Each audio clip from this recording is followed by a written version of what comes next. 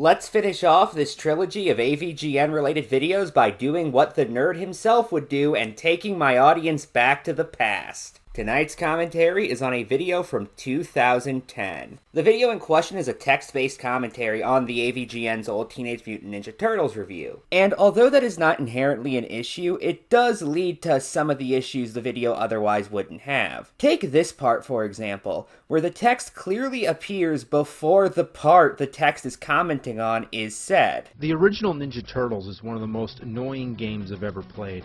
James hadn't used the word annoying before the text showed up, so this appears oddly timed to say the least. At other points of the video, the text isn't on screen long enough for most people to be able to properly read it. Like here. Oh, you fuck rat. At other points, one sentence is on screen for a very long period of time. Take this part, for example. Characters in the game, like Baxter Stockman, the Rat King, Krang. I mean, it's not like Krang was like a minor character that came in the 5th season of the show. Krang was right there from the beginning. So, like, there was no excuse. There was no excuse not to have him there. I mean, instead, make way for the missile balloons, flying robot head, those little butterfly things, Mr. Fireman. And why don't you hear the Ninja Turtles theme song anywhere in the game? What a piece of shit.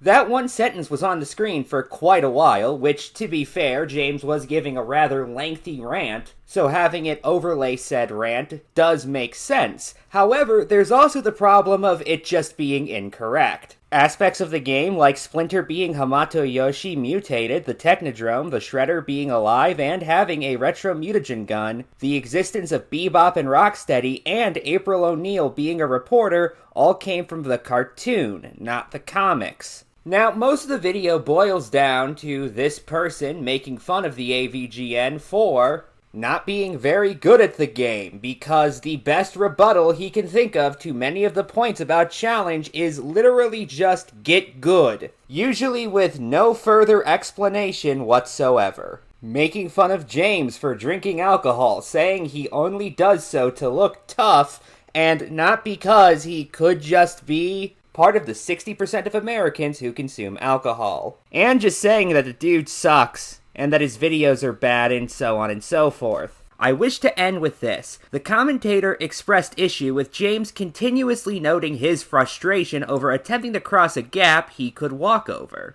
especially given James repeatedly tried to jump over it. Why does this jump have to be so close to the ceiling? A little later, he says it's obvious that's what you need to do. Every time you fall down, you have to walk through the entire room all over again. To which I have to ask, obvious to who exactly? Apparently not James, and I know of another YouTuber, Aqualung, who also made note that it wasn't obvious to him in his video on the game. So on the second floor, you'll come to this little gap right here, and don't feel bad, AVGN. I also found myself trying to jump over this gap so many freaking times it was ridiculous. And it pissed me off, too, when I found out that simply walking over it is the solution. So, how is it obvious exactly? It's never explained. Good night, and good luck.